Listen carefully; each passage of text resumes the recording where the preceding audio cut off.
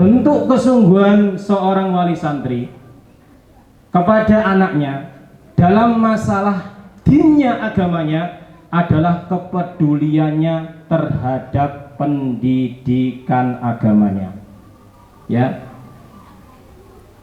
orang tua, bapak dan ibu hadir dalam pendidikan anaknya, tidak pasrah bongkoan kepada ustadznya. Mbah ono acara apa ya wis engko mulai dhewe numpak becak.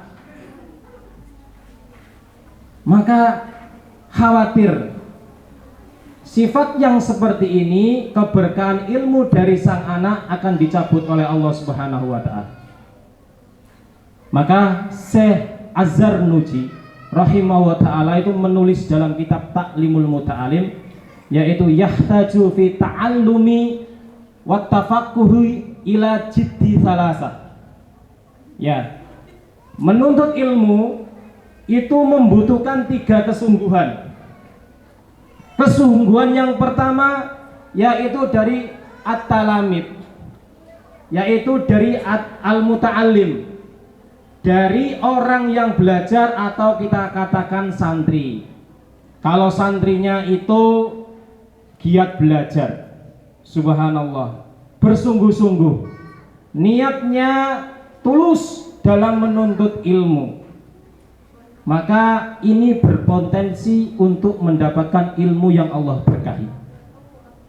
Jadi penting seorang santri ini memiliki sifat bersungguh-sungguh dalam menuntut ilmu.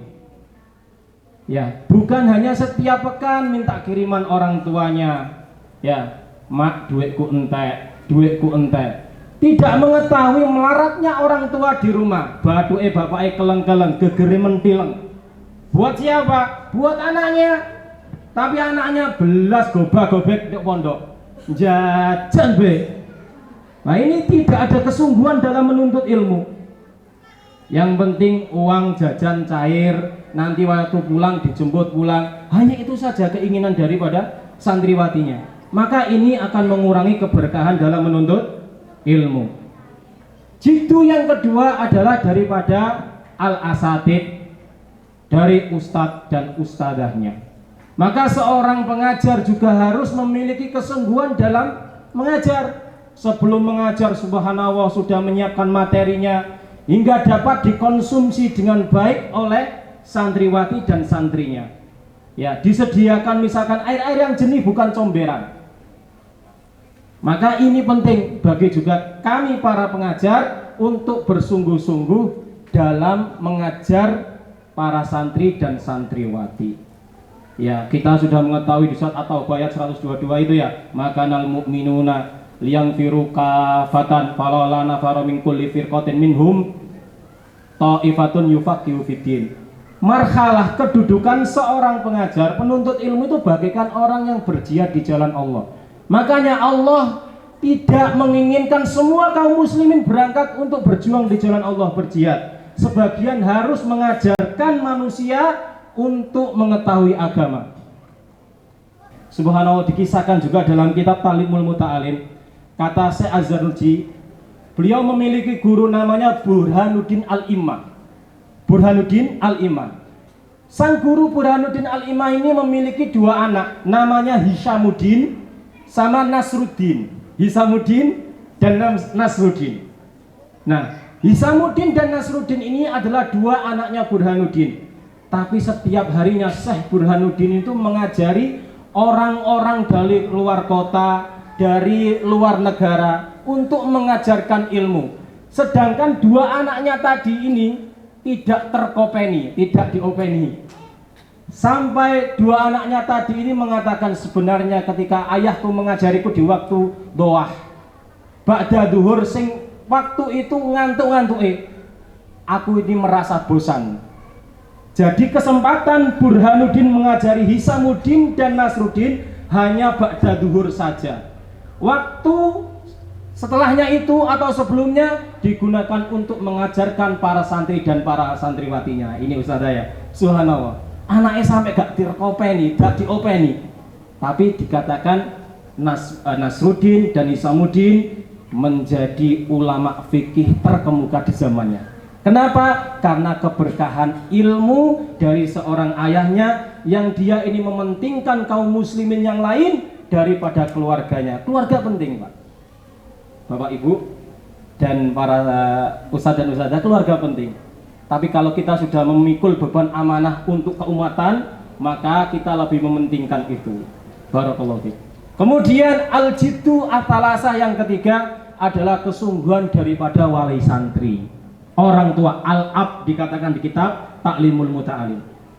Seorang ayah menjadi pioner dalam mendidik anaknya, putri-putrinya. Ya ayyuhalladzina amanu qu anfusakum wa ahlikum. Nah, hai orang-orang yang beriman, jagalah diri kalian. Kalian dulu. Baru ahlikum. Ya, dan keluargamu. Keluarga kalian. Maka penting seorang wali santri di samping menyekolahkan anaknya agar menginginkan anaknya menjadi anak yang soleh dan solehah, dia juga memperbaiki dirinya. Ya wes, sementing anakku tak sekolahno, aku ra pinter lah, ya wes. Sementing anakku sholat, aku ra sholat, rapopo, sementing anakku pinter. Allah katakan, ku anfusakum, diri kalian dulu. Jadi berbanding lurus ketika seorang ayah memperbaiki dirinya, insya Allah keluarganya akan diperbaiki oleh Allah Subhanahu wa Ta'ala. Dan jadi wali santri, ketika kita sudah menitipkan anak kita kepada sebuah lembaga, hendaklah kerjasama dalam lembaga tersebut. Bapak Ibu rahimani wa rahimakumullah, para ustadz dan ustadzah sudah melaksanakan kewajibannya sebagai seorang pengajar. Dia setiap hari mengajarkan anak didiknya. Dari bangun subuh, sebelum subuh, anak jenengan sudah dibangunkan, Pak.